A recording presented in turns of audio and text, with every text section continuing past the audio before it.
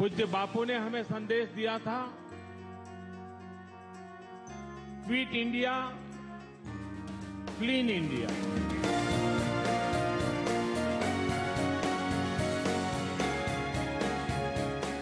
देशवासियों ने आजादी का आंदोलन चला करके देश को पूज्य बापू के नेतृत्व में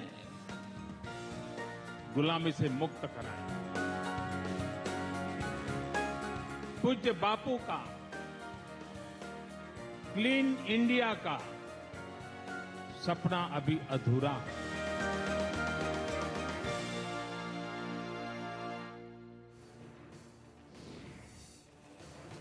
Well, on this day 3 years back, Prime Minister Narendra Modi launched the country's biggest ever cleanliness drive, the Swachh Bharat Abhiyan. Prime Minister Modi had then asserted that the mission was beyond politics and inspired by patriotism. The mission aimed at making India open defecation free by 2019. It involved construction of 7 crore toilets by 2019 as well. 3 years down the line, the government claims that significant progress has in fact been made. Now, according to data that's been verified by the Quality Control Council of India, the national sanitation coverage has increased from 42% to 69.22%. QCI says 5 crore toilets have been built and 1.3 lakh villages have been declared open defecation free. This is as per verified data. But there are concerns about the slow pace of progress in large states like Uttar Pradesh and Bihar. There's also the fear that without a sustained education and information campaign, we will not make the necessary behavioral changes. So over the next 1 hour, we focus on the hits, misses, and more importantly, the lessons learned from the Swachh Bharat mission. Joining me on the show today, Naina Lal Kidwai. She is the chair of the India Sanitation Council. Also with us on the program, Poonam Bir, founder of Daily Dump, also the winner of the India Social Entrepreneur Award in 2015. Abhishek Vagmare, senior analyst at Business Standard. And in a short while from now, we'll be joined by Afroz Shah, the man who is responsible for the cleanup of the Versova beach. Appreciate you joining us here on the program. Naina Lal Kidwai, if I could start by asking you, and you know, while we can quibble about the data and whether the numbers look inflated or not, you know, I'm putting forward to you the data that's been verified by QCI, and QCI says that 62.45% households in rural India have access to a toilet. 91.29% usage of toilet indicates a behavioral change has actually happened. In the urban areas, 1,308 cities out of 4,041 have now been declared open defecation free. 45,000 out of the 83,000 wards have achieved 100% door-to-door waste collection. There's a long laundry list of achievements that the government has put forward as to why it believes that the Swachh Bharat mission has been a success. You've been working actively in this space, Naina, for the past 2 years now. What is the biggest difference that you've seen? So, Shereen, first of all, congratulations for doing this program. It's really good to see mainline CNBC picking up on these important issues.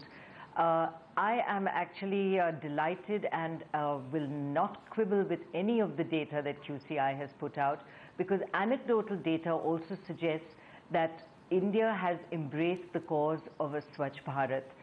We see this in every analysis that comes up through various citizen-level polls which have happened, where this program of the Prime Minister gets, and of this government, gets the highest marks. So it tells me that we as citizens feel the need, and if it's not happening the way it should, it's because we don't know what we should do as individuals. Now, at the institutional level, what is working brilliantly is the top-down messaging from the Prime Minister himself. So if one is to talk to any chief minister down the line, you're pushing against an open door. They want to move ahead. Then the implementation, we need the bureaucracy, but really down at the collector level, and that is where the magic is critical. A good collector at the district level changes the entire course of issues around ODF very, very quickly. So we have that, in that they are, whether they like it or not, being asked to do this. But those that do it with a passion and with their heads and minds in the right place are really being able to make the difference. So at the Gram Panchayat level, at the community level, to galvanize people it does need a certain amount of support at the district collector level, and that is possibly where we need much more focus.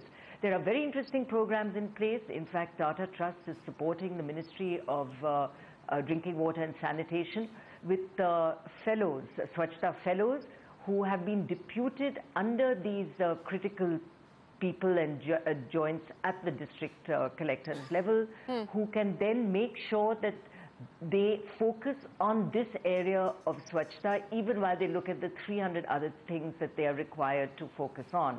And it is this that we need to attend to. At the community level, I was in fact exposed to one of these collectors who's been ODF, very much part of the ODF plan in Panchkula, Haryana. And she says the villages just embrace the ODF program. So at the citizen level and at the community level, the challenge is far less. Organizing them into the right action is where we have a shortage of bandwidth, which can come through NGOs, through district collectors, and through corporates and their engagement down at that level. Okay, so let me take that point forward now. We've also got Afroz Shah joining us, a lawyer at the Bombay High Court who decided to start a people's movement in 2015 to clean up the Versova beach, has been awarded by the UN Environment Organization as a champion of the earth. Afroz, thanks very much and congratulations again to you for doing what you do. But Naina Lal Kidwai on the program talking about how this is one program launched by the government that she believes deserves 100 on 100, Afroz. Given your experience on the ground and the fact that you've actually been able to involve and engage the community to clean up the Versova beach, what has been the biggest hit, according to you, of the Swachh Bharat mission?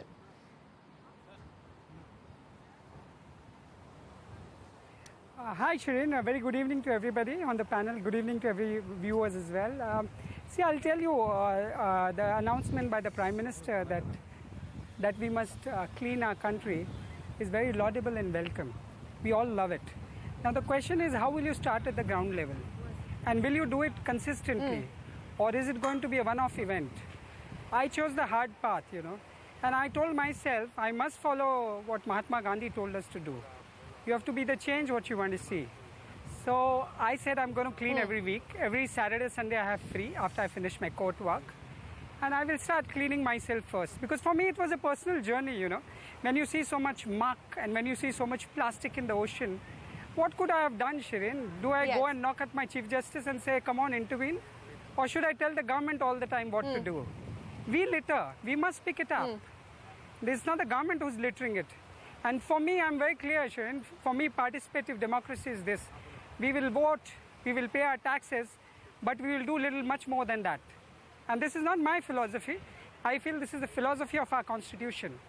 Protection of environment falls in the biggest category there. It's a duty imposed on me. So I love to do it. And I got the community involved, you know. It has been a journey of love, sharing and giving. We build not only our bonds with the environment, we build our bonds among ourselves also. No, I understand that, and kudos to you, Afroz. As I said, I don't believe it's an easy thing to do at all, but you have been able to galvanize a people's movement. How difficult has it been to actually get the community to buy into your idea? And also, I want to link that. You said it's our responsibility as citizens to contribute, and that's part of the obligation of a participative democracy. But what about the local bodies? What about the BMC? Because eventually, you do have to liaise with the BMC because they're responsible for picking up the waste and then moving it to segregation centers. So what has that experience been like for you, Afroz? I'll tell you, see, we all know, and especially being a lawyer at a court, I knew it. There's an institutional problem in our country of how institutions are reacting to a problem. That's why you see on social media when you go, either on Twitter or Facebook, you just hear complaints and complaints and complaints. Somebody wants to abuse the Prime Minister, somebody wants to abuse the Chief Minister. That's all fair and done in a democracy. You have a right to express yourself. But at the same time, you must ask yourself, what have you done for your country? You want your rights to be enforced? What about my duty as a citizen to do what I have to do? So I was clear in my head. And when you raise the question of challenges, for me it's a love affair, you know. I call it date with an ocean, in fact. So I'm on a date for past 2 years. So when you love something, you keep on doing it. You want your love to be eternal and forever. I agree with you, and we've got another panelist for whom it's been a love affair with dump as well. Poonam Bir, thanks very much for joining us on the program. I guess you're equally passionate about what you do, just as Afroz is, and your love affair has been with dump, and you've been running Daily Dump. Now you're also the winner of the Schwab Foundation's India Social Entrepreneur of the Year award. Poonam, take me through what it's been like for you to get this movement off the ground, and specifically in the last 3 years, since we saw this build-up of the Swachh Bharat mission, how has that changed life for you? What has been the difference, the big difference and the big change that you're seeing? Thanks, Shereen. Great to be here.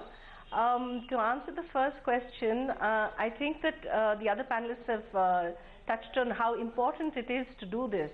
And I think this government has raised the bar in the awareness quotient. So lots more people are talking about it, right? And it's in the government. And so that's very important. The Daily Dump journey actually started with saying, how can we equip people? Actually, people want to help. All of us want to contribute. But there has to be some tool, some product, some mechanism, some process where all of us can actually contribute and then see the tangible contribution, and so that makes us proud. When you throw something out for the government to pick up, you're not seeing any tangible positiveness. It's out of sight, out of mind. Yeah. And that is part of the problem. So we said we want to shift away from this out of sight, out of mind thing.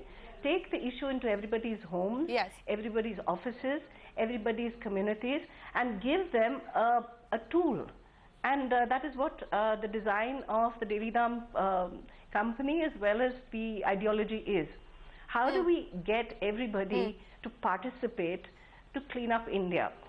We know we want to do it. The government is saying we'll support you to do it. And what are the challenges? I think I'd love to see some massive change in the way we plan our urban spaces. Like the government has special economic zones, I really think we've come to a time in our urban centers where we need something called special environmental zones. So communities, when you look at the streams of waste that come out, you look at the butcher shop. You can't have butchers shut their shop. You look at the oil produced. You look at the construction debris. You have to have urban planning that allows for these things. Currently, you have bus drivers having depots, toilets. Our waste pickers or the guys who run the waste collection system don't have any facility to wash their hands at a transfer point. So I think there is also an urban planning challenge that has not been addressed yet. But I think that's very urgent to do if we want smart cities. And I think the past 3 years, I think there has definitely been a raised awareness. We see a lot more people, we have to do less work trying to convince people that they need to start at home. So that has happened. And I can't tell you how much of a relief that is. Because after working for 11 years, I can imagine. We're happy to see the shift. I can imagine how much of a relief that is for you, Poonam. But let me bring Abhishek into this conversation. Abhishek, several interesting ideas coming in from our panel here in terms of being able to redesign the way we think of our urban spaces, the need to engage with communities as well as government organizations, so institutional reform as well. In your assessment, as you look at the data to sort of understand how effective the implementation of the Swachh Bharat mission has been, what to your mind are the hits? Thank you, Shereen, for having me on the show, and I welcome all the panelists. So I'll just add my 2 bits. I'm just an observer here compared to the entrepreneurs and activists here. But what I've seen from the data is that Swachh Bharat is focused on toilet building, as we know. Even if you go to the website or to the social media accounts of the campaign, you'll find the number of toilets built, number of villages cleaned up of open defecation.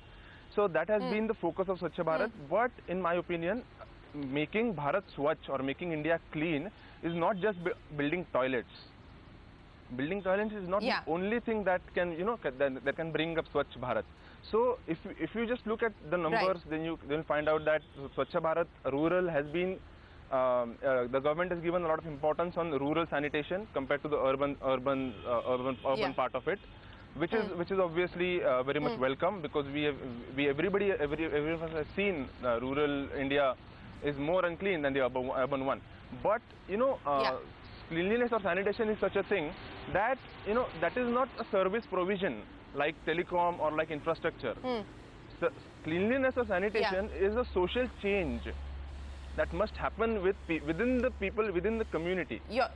Just allocation for toilets and building more number of toilets per year is a good thing. It has actually brought in a sense of together, being clean together.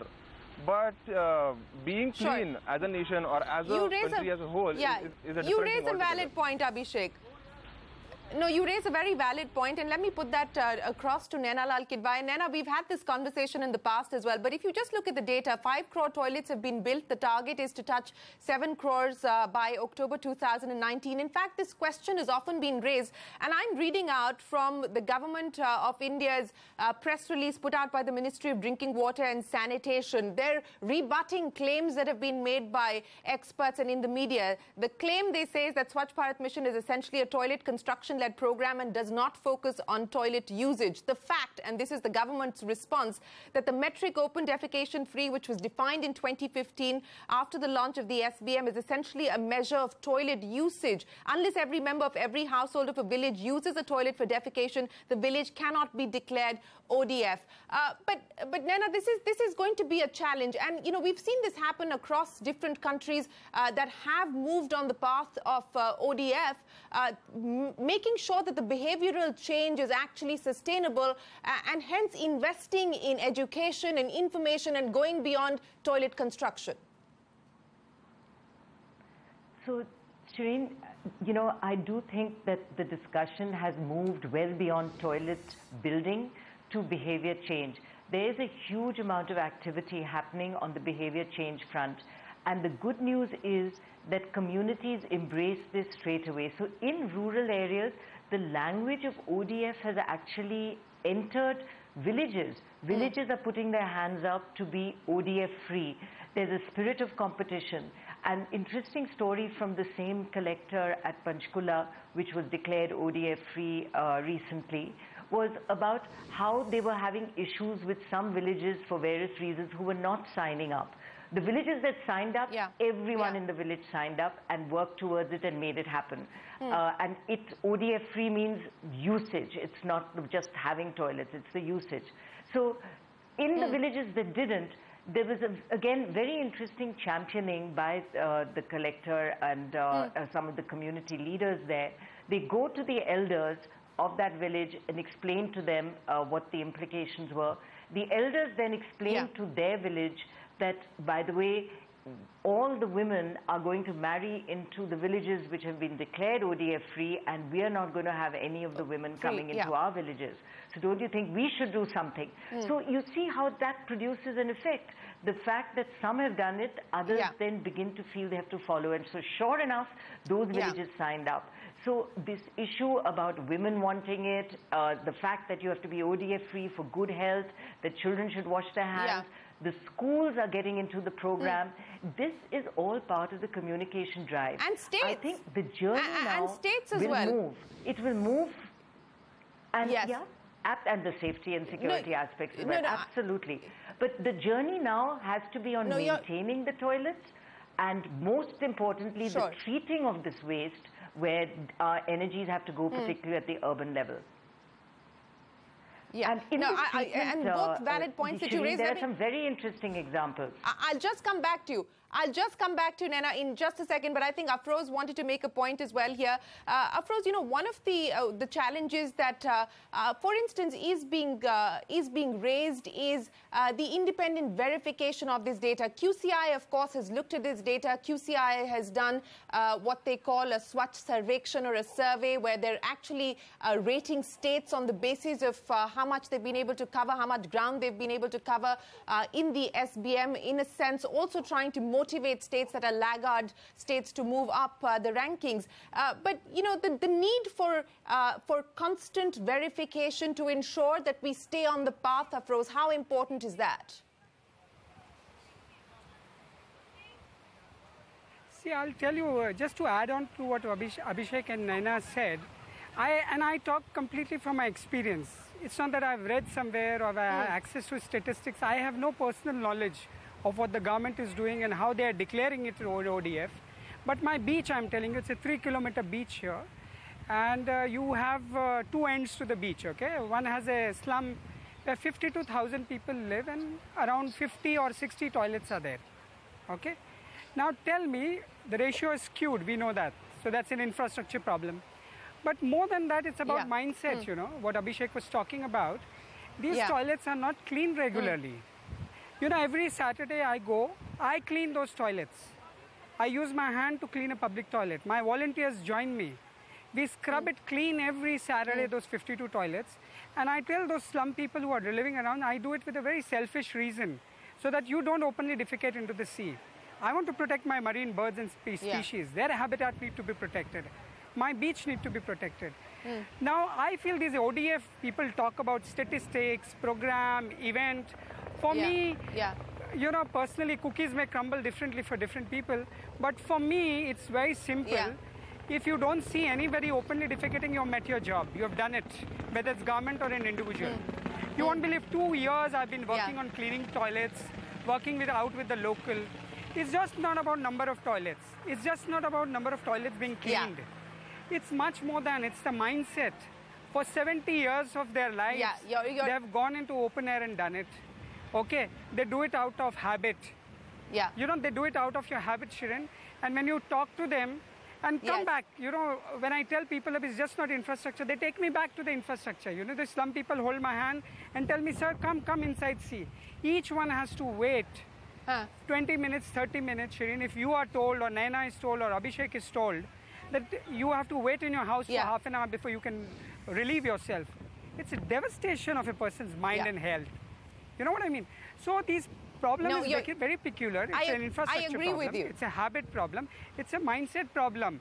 So what the government, Shereen, is trying to push is in terms of statistics. Now, for me, it doesn't work like that. If my beach becomes ODF free, I can feel it immediately. Nobody has to tell me that it's open defecation free. I can see it with my eyes and I can write about it on social media saying it's free now. You know, because the narrative in this country is this, Shereen. I'll tell you, there's a problem with the narrative. The narrative is this. Everything, how we deal with our oceans, how we deal with our environment, how we deal with ourselves, the government must tell us, the courts must tell us and guide us. I am a firm believer. You know, I've read Rabindranath Tagore. I am a big fan of him, and I always believe we are born creative. We are fearless. The narrative must start from an individual. The government must not tell me that the country is dirty. I have to start my own self. The journey must begin with me. And when individuals pile on, it becomes a collective, and then you see the results. So I am a strong believer that change has to come from bottom to top. I don't foresee we've seen to bottom. We've seen you spearhead that change, Afroz. We are going to have to take a break. We'll be right back with you and talk about some of the other important issues as we talk about the Swachh Bharat mission and where we go from here. The issue of waste as a resource, that idea, the time has now come to embrace that idea. How do we take it forward is the question we address when we return.